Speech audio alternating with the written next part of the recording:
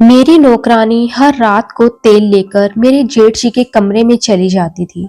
मैंने सोचा शायद वह मेरे जेठ जी को तेल देकर वापस आ जाएगी, लेकिन नौकरानी ने तो अंदर जाते ही दरवाजा अंदर से बंद कर दिया और अंदर जाने के कुछ देर बाद ही जेठ जी के कमरे से नौकरानी के चीखने की आवाजें आने लगी।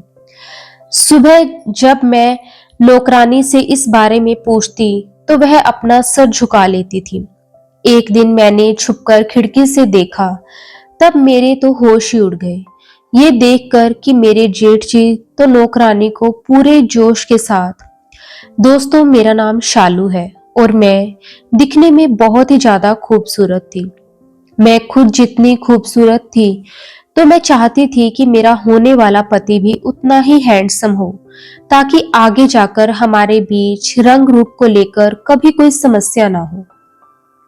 क्योंकि मैंने देखा था कि अरेंज मैरिज में लड़का लड़की पहले तो अपने घर वालों की बात मानकर शादी कर लेते हैं, लेकिन फिर कई बार ऐसा होता है कि दोनों के बीच रंग रूप को लेकर तनाव खड़ा हो जाता है और फिर उनकी जिंदगी में अपने जीवन साथी की जगह कोई और ले लेता है। मेरी भी अरेंज मैरिज हुई थी और हमारा रिश्ता दोनों के परिवारों ने मिलकर तय किया था। इसलिए शादी के वक्त तक मैं और मेरे पति एक दूसरे के लिए बिल्कुल ही अनजान थे। जब मेरे लिए शादी का रिश्ता आया, तो मुझे और मेरे घर वालों को ये देखकर बड़ा अजीब लगा कि मुझे देखने के लिए मेरे होने वाले पति, मेरे जेठ जी और उनकी नौकरानी आए थे। क्योंकि मेरे ससुराल में सिर्फ मेरे पति और मेरे जेठ जी ही रहते थे। मुझे और मेरे घर वालों को हैरत तो इस बात की हुई थी कि वो लोग मुझे देखने के लिए अपनी नौकरानी को भी साथ लेकर आए थे। उसके बाद बातों ही बातों में उन्होंने ये भी बताया कि जब मेरे होने वाले पति बहुत ही छोटी उम्र के थे, तभी मेरे सास ससुर की मौत हो चुकी थी। मेरे पति को बचपन से ही मेरे जेठ जी और मेरी जेठानी ने अपनी औलाद की तरह पाला था और कुछ साल पहले ही मेरी जेठानी जी की भी एक गंभीर बीमारी से मौत हो गई थी, जिसके बाद घर का ख्याल रखने वाला कोई नहीं था।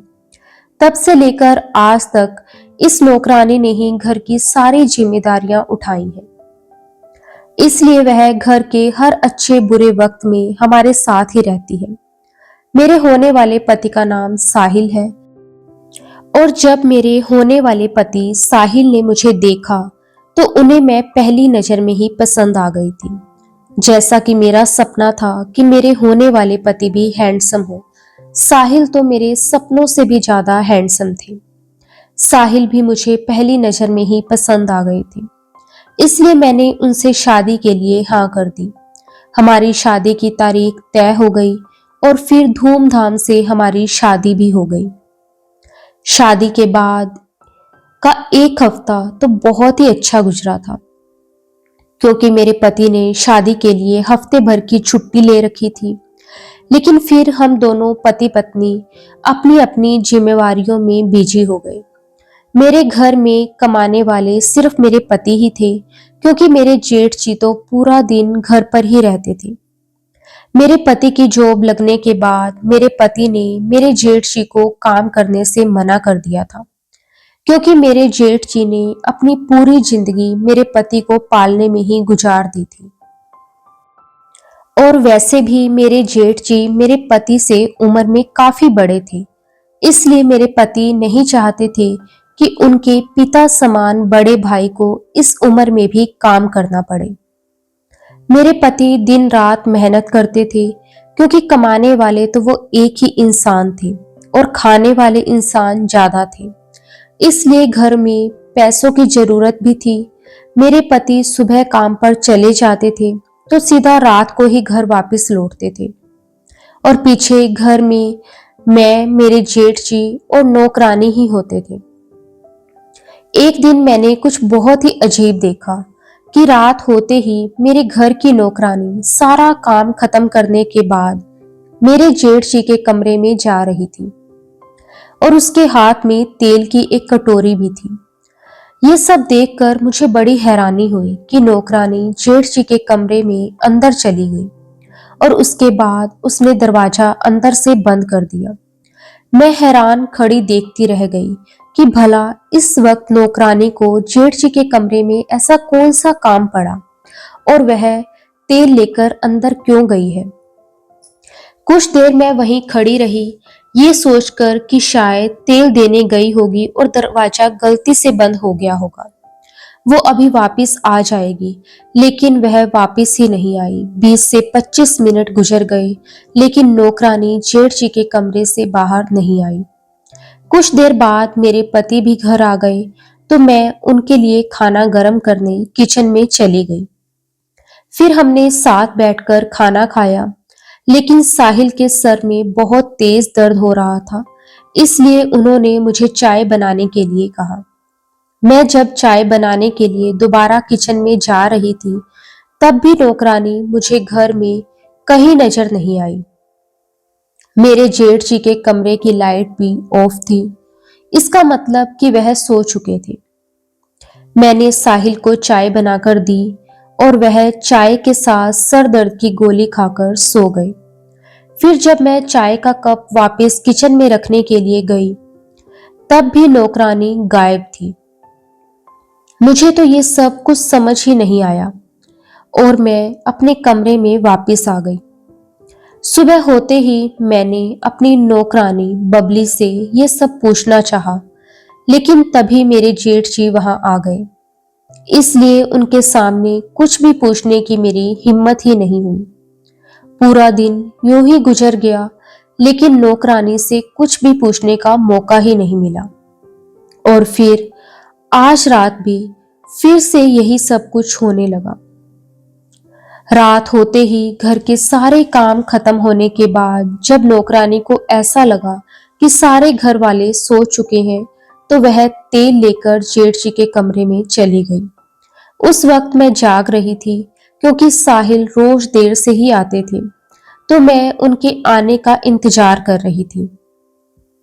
नौकरानी के जेठ जी के कमरे में जाने से ज्यादा तो मुझे उसका दरवाजा बंद करने वाली बात ने ज्यादा परेशान कर रखा था।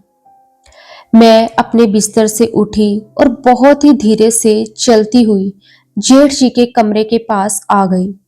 कमरे के बाहर पहुंचते ही मैंने ऐसी आवाजें सुनी जिनको सुनकर मैं हैरान रह गई।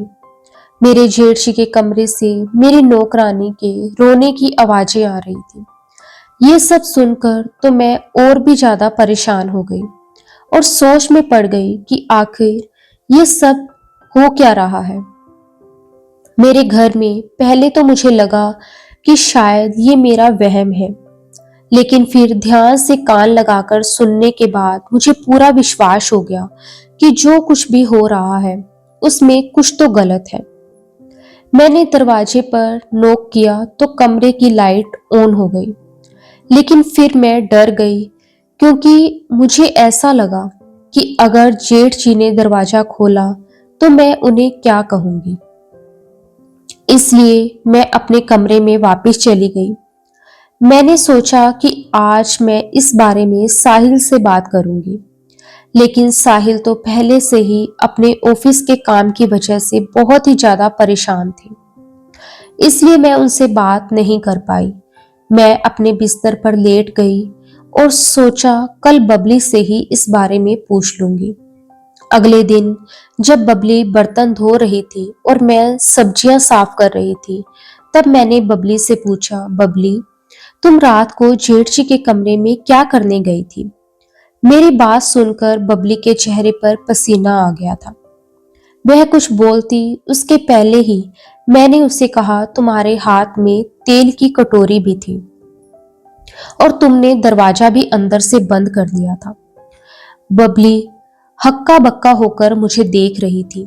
शायद उसे ये उम्मीद नहीं थी कि मैंने उसे जेठ जी के कमरे में जाते हुए देख लिया है। बबली डरी हुई आवाज में कहने लगी कि साहब के पैरों में दर्द था, तो मैं उनके पैरों पर तेल लगाने के लिए गई थी। मैंने उससे कहा, चलो मान लिया कि तुम उनके कमरे में तेल लगाने के लिए गई थी, लेकिन तुम्हें दरवाजा बंद करने की क्या जरूरत थी? सिर्फ इतना ही नहीं, तुम तो अंदर जाकर बैठ ही गई थी। मैं रात में 2-3 बार बाहर आई थी, लेकिन मैंने देखा कि तुम तो अपने कमरे में थी ही नहीं। तब बबली ने मुझसे झूठ बोल दिया कि मैं बाथरूम में थी, इसलिए शायद आपको दिखाई नहीं दी। बबली मुझसे नजरें नहीं मिला रही थी और कहने लगी, मेरी तबीयत ठीक नहीं है। मैंने उसे पूछा कि क्या हुआ है तुम्हारी तबीयत को, तो उसने मेरी बात को सुनकर भी अनसुना कर दिया और फिर अपना काम करने लगी और कहने लगी, आज तो बहुत ही ज्यादा गर्मी है। उसने बात को बदलना चाहा, लेकिन मुझे जो अंदाजा लगाना था वह मैंने लगा लिया। एक दिन मैं अपनी बहुत ही करीबी सहेली से मिलने उसके घर गई थी। तब मैंने उसे बबली के बारे में सब कुछ बताया।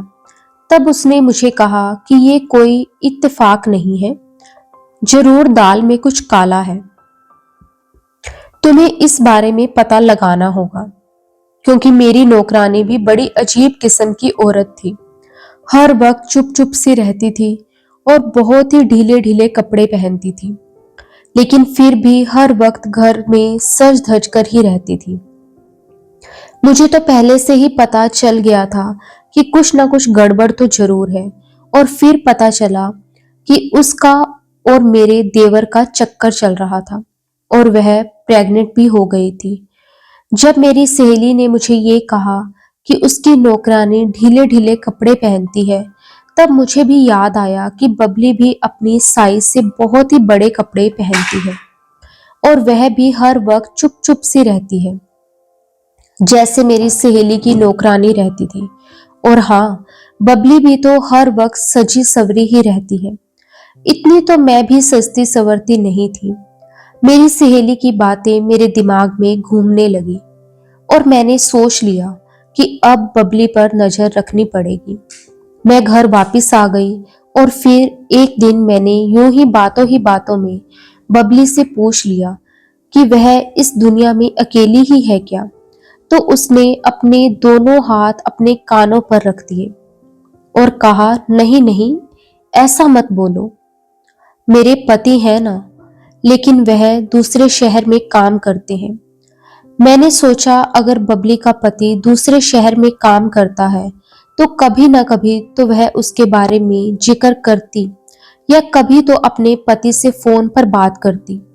लेकिन मैंने आज तक बबली को ना तो अपने पति से फोन पर बात करते हुए देखा और ना ही कभी उसने मेरे सामने अपने पति का जिक्र किया था। मैं तो ये सोचकर भी हैरान थी कि अगर उसका पति दूसरे शहर में काम करता था तो फिर कभी तो वह अपने पति की याद में उदास होती। लेकिन मैंने तो कभी भी बबली के चेहरे पर ऐसी उदासी भी नहीं देखी थी।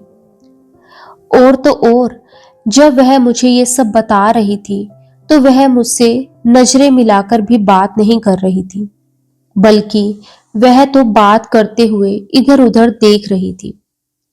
अब वो मुझे पूरा यकीन हो गया था कि इस घर में ऐसा कुछ तो हो रहा था जो मुझसे छुपाया जा रहा था। एक दिन मैंने फिर से नौकरानी को जेठ जी के कमरे में जाते हुए देखा, तो उसे बाहर ही रुकाकर सवाल कर लिया। तब वह कहने लगी कि साहिब के पैरों में दर्द होता है और जब तक उनके पैर ना दबाओ तो उनको नींद नहीं आती। इतना कहकर वह कमरे में चली गई और मैं वहीं खड़ी ये सोच रही थी कि जब जेठ जी सो जाते हैं तो यह वापस क्यों नहीं आती और कमरे के अंदर ही क्यों रहती है। सारी रात ये पैर ही दबाती रहती है। क्या ऐसे तो ना जाने कितने कितने सवाल मेरे दिमाग में घूम रहे थे और ऐसी ऐसी बातें दिमाग में आ रही थी जो मैं सोचना भी नहीं चाहती थी। फिर एक दिन कुछ ऐसा हुआ कि मैं हैरान ही रह गई। उस दिन मैं अपनी नौकरानी के कमरे में अचानक ही चली गई तो वह मुझे देखकर एकदम से चौंक गई। लेकिन उससे ज्यादा तो मैं चौंक गई, क्योंकि जो कुछ मैंने देखा वह चौंकाने वाली बात ही थी। मैंने बबली से कहा, बबली, तुम मां बनने वाली हो और तुमने मुझे बताया भी नहीं। मेरा ये सवाल सुनकर पहले तो वह बहुत घबरा गई, लेकिन फिर खुद को संभालते हुए बोली, हमारे खानदान में ये सब नहीं बताया जाता।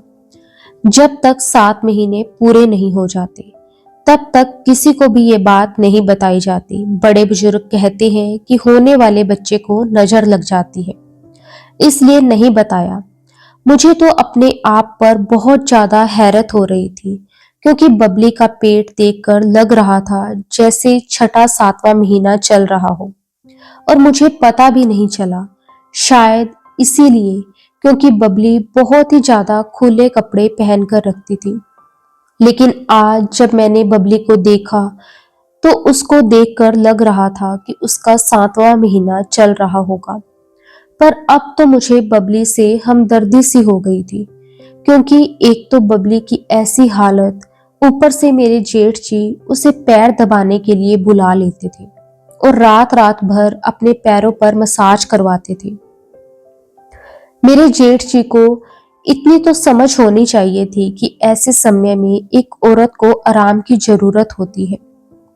एक दिन हम सब खाना खा रहे थे, तो मैंने बबली से कहा कि मैंने तुम्हारे लिए चाट बनाई है। मुझे पता है ऐसी हालत में चटपटा और खट्टा खाने का मन करता है। मेरी बात सुनकर बबली के गले में जो निवाला था, वह वहीं गले में ही अटक गया। मेरे जेठ जी ने भी हैरान होकर बबली की तरफ देखा, तो वह सबके सामने कहने लगी, ये आप क्या कह रही हैं? ऐसी हालत से आपका क्या मतलब है?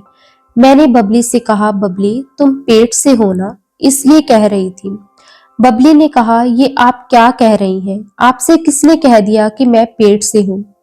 मैं तो 1 साल से अपने पति को मिली भी नहीं हूँ। बबली की ये बात सुनकर तो मेरे पैरों तले से जमीन निकल गई, और मैं सोच में पड़ गई कि कैसे बबली सबके सामने सफेद झूठ बोल रही थी।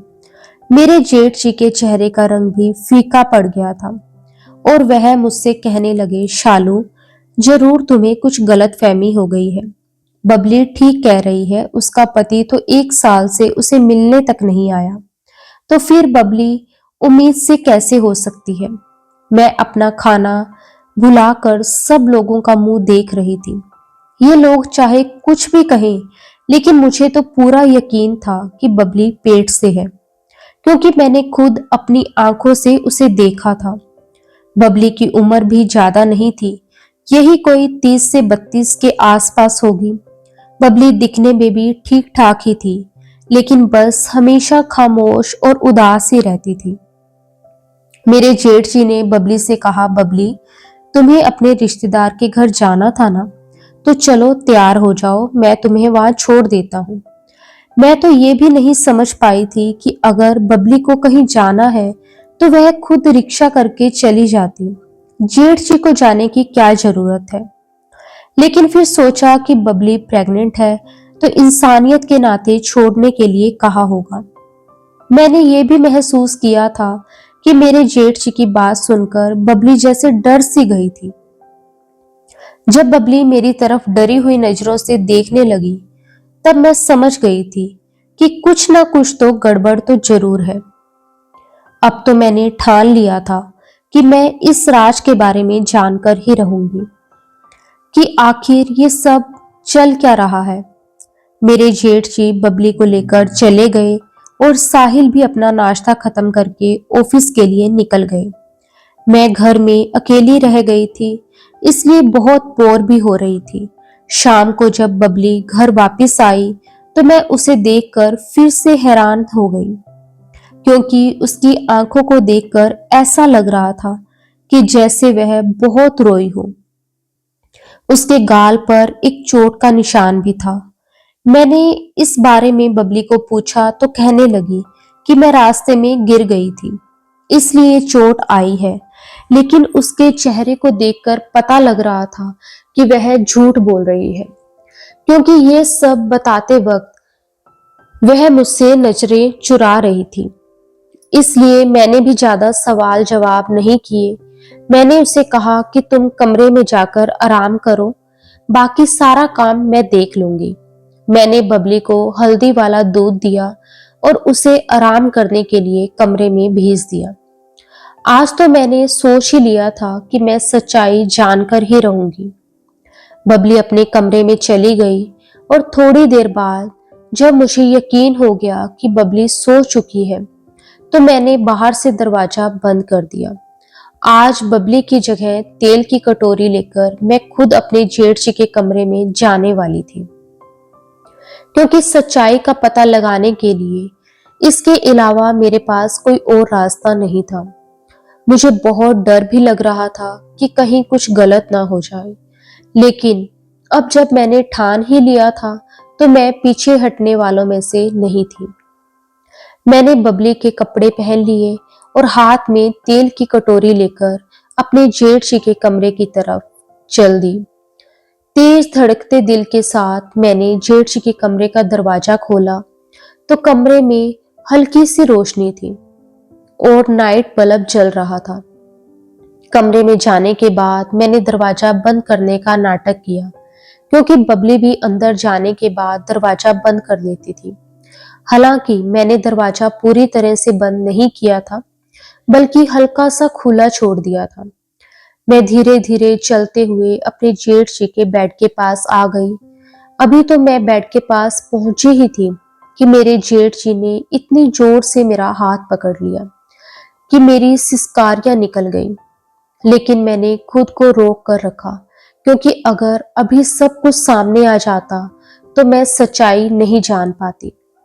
मेरे जेठ जी मेरा हाथ मरोड़कर बोले, बबली, खबरदार, जो तुमने अपने मुंह से किसी को कुछ भी कहा तो अगर इस घर में रहना चाहती हो तो अपना मुंह बंद ही रखना, और किसी को भी ये पता नहीं चलना चाहिए कि तुम मेरी बीवी हो। अगर किसी को भी ये पता चला कि तुम मेरी बीवी हो और तुम्हारे पेट में पलने वाला बच्चा मेरा है, तो जो हाल मैंने तुम्हारा दोपहर को किया था उससे भी बुरा हाल करूंगा। इतना कहकर मेरे जेठ जी ने मुझे जोर से बेड पर गिरा दिया। मैं तो ये सब देखकर सुन रह गई कि मुझे तो कुछ भी समझ नहीं आ रहा था कि अब मैं करूं तो क्या करूं। तभी मैंने देखा कि मेरे जेठ जी ने मेज पर रखा पानी का गिलास उठाया और स्पून से पानी पीने लगे। अब मेरे पास यही एक मौका था यहाँ से निकल जाने का, इसलिए मैं जल्दी से बिस्तर से उठी और तेजी से उनके कमरे से बाहर निकल गई। पीछे से मेरे जेठ जी बबली बबली चिल्लाते रहे, लेकिन मैं भागती हुई सीधा अपने कमरे में चली गई। अपने जेठ जी का ये रूप देखकर तो मैं कांप गई थी। ऊपर से इतना शरीफ दिखने वाला इंसान अंदर से कितना घटिया और गिरा हुआ था। अब तो सब कुछ साफ था कि घर में जो कुछ भी हो रहा था वह बहुत गलत हो रहा था।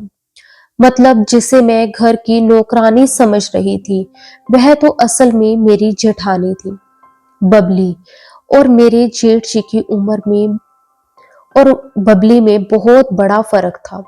लेकिन जो कुछ भी हो, बबली थी तो मेरी जेठानी ही, और मैं अपनी आंखों के सामने उन पर अत्याचार होते हुए नहीं देख सकती थी। मैंने मन में सोचा कि आज दूध का दूध और पानी का पानी हो जाना चाहिए। इसलिए मैंने साहिल को नींद से उठा दिया तो साहिल उठकर बैठ गए और हैरत से मेरी तरफ देखने लगे। साहिल उठते ही मुझसे सवाल करने लगे, क्या हुआ शालू, तुम इतनी परेशान क्यों दिख रही हो? मैंने उनसे कुछ नहीं कहा और साहिल का हाथ पकड़कर उन्हें बबली यानी कि मेरी जेठानी के कमरे में ले आई। मेरी जेठानी बबली अभी भी सो रही थी। शायद दोपहर के अत्याचार का असर था जो उनकी अभी भी आंख नहीं खुली थी। मैंने अपनी जेठानी को उठाया और फिर साहिल और मेरे जेठानी दोनों को मैं जेठ जी के कमरे में ले आई। साहिल और मेरी जेठानी मुझे हैरत से देख रहे थे, क्योंकि दोनों को कुछ भी समझ नहीं आ रहा था कि मैं ये सब क्यों कर रही हूँ। जेठ जी के कमरे में पहुंचते ही मैंने लाइट्स ऑन कर दी तो हम तीनों को कमरे में देखकर मेरे जेठ जी हक्का बक्का रह गए। फिर खुद को संभालते हुए वह बोले, क्या बात है, तुम तीनों अचानक मेरे कमरे में कैसे? साहिल और मेरी जेठानी मेरा मुंह देखने लगे, क्योंकि उन्हें तो कुछ पता ही नहीं था। फिर मैंने गुस्से से अपने जेठ जी से कहा, भाई जी, अब आप अपना ड्रामा करना बंद कीजिए, क्योंकि आपकी हकीकत मुझे पता चल चुकी है। मैं तो आपको बहुत ही अच्छा इंसान समझती थी, लेकिन आप इतने घटिया इंसान निकलेंगे ये मैं नहीं जानती थी। मेरी बात सुनकर मेरे जेठ जी हड़बड़ा गए और कहने लगे, शालू बेटा, ये तुम कैसी बातें कर रही हो? ये तुम्हें क्या हो गया है?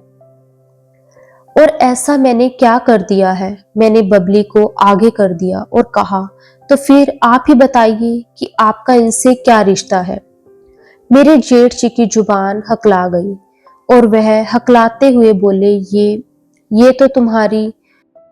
अपने जेठ जी की बात को बीच में ही काटते हुए मैंने कहा, यह मेरी जेठानी है। मेरी बात सुनकर साहिल, मेरी जेठानी और मेरे जेठ जी का चेहरा फूटे हुए गुब्बारे जैसा हो गया था। सबसे ज्यादा तो मेरी जेठानी डर गई थी और वह एकदम से मेरे जेठ जी के पैरों में बैठ गई और रोते हुए कहने लगी, मुझे मत मारना, मैंने शालू को कुछ नहीं बताया, पता नहीं इसे कैसे पता चल गया। मैंने अपनी जेठानी को कंधों से पकड़कर उठाया और अपने जेठ जी से कहा, इन्होंने मुझे कुछ भी नहीं बताया। आज शाम को इनकी जगह मैं ही आपके कमरे में तेल की कटोरी लेकर आई थी।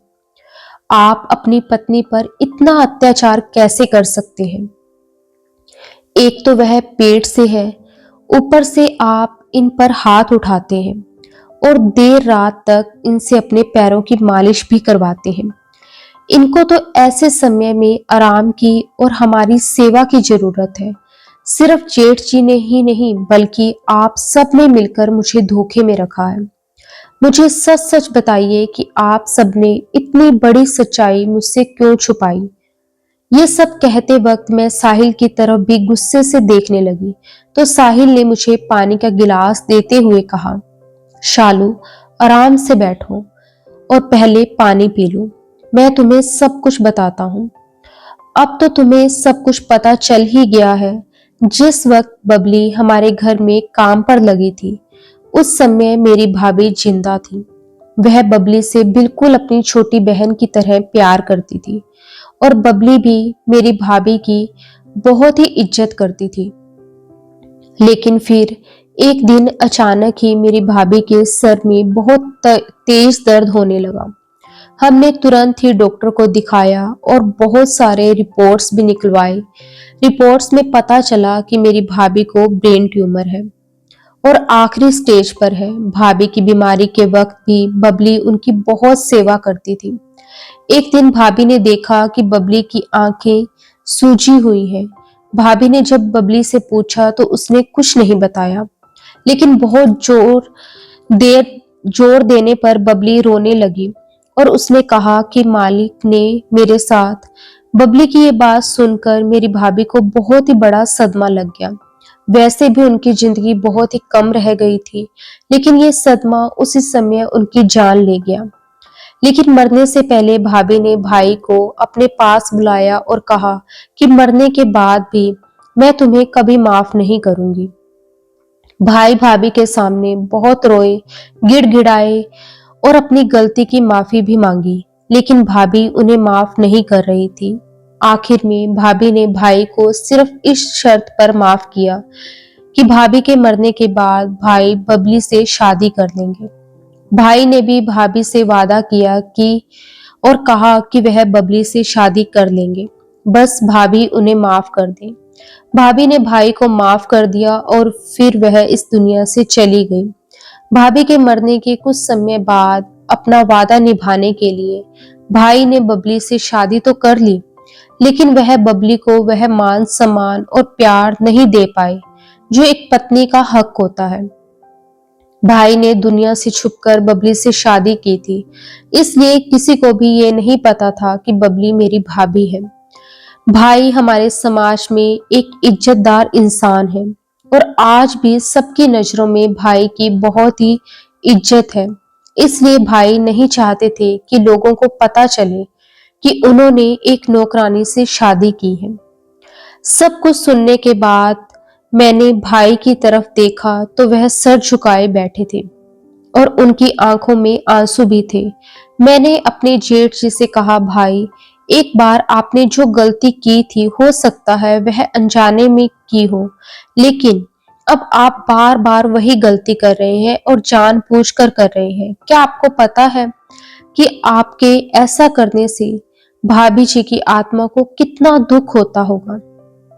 उन्होंने तो बबली को अपनी बहन समझा था, और अगर आप इन्हें इतना दुख देंगे तो फिर भाभी जी की आत्मा को शांति कैसे मिलेगी?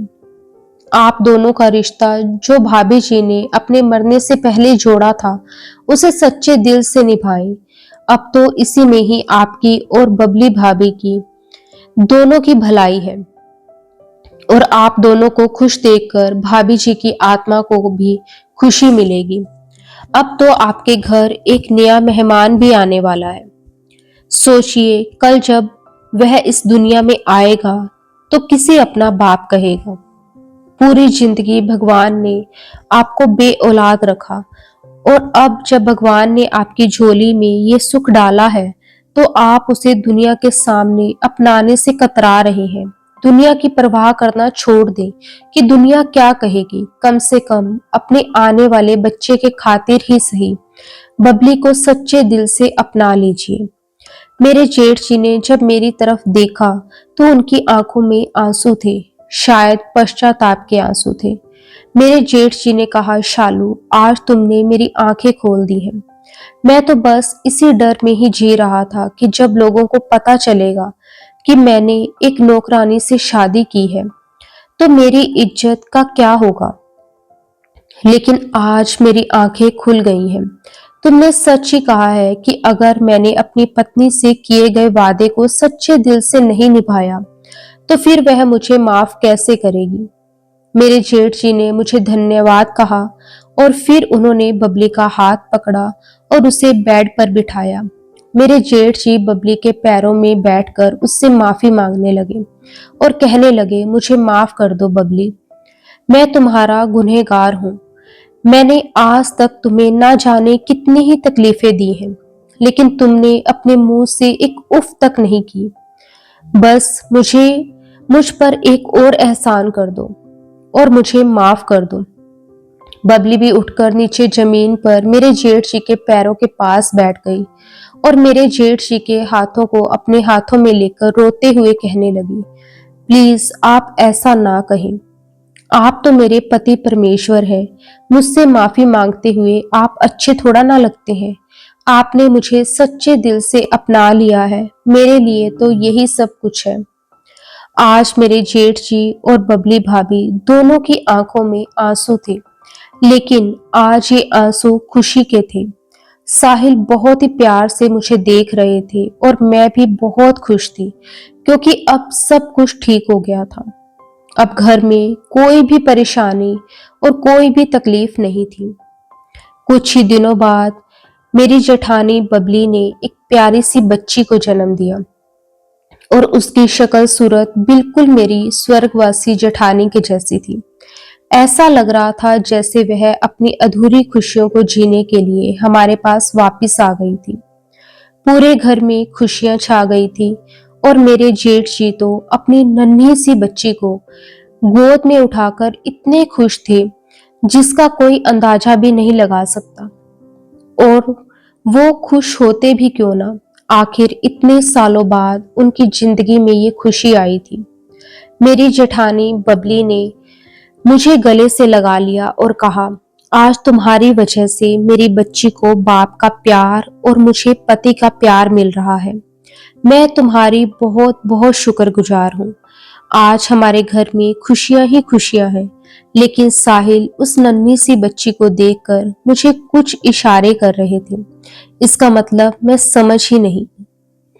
अगर आपको उन इशारों का मतलब समझ आया हो तो कमेंट में जरूर बताना। जय श्री राम दोस्तों। उम्मीद करती हूँ कि आपको हमारी कहानी पसंद आई होगी। अगर कहानी अच्छी लगी हो तो वीडियो को एक लाइक करके कमेंट में जय श्री राम या राधे राधे जरूर लिखें।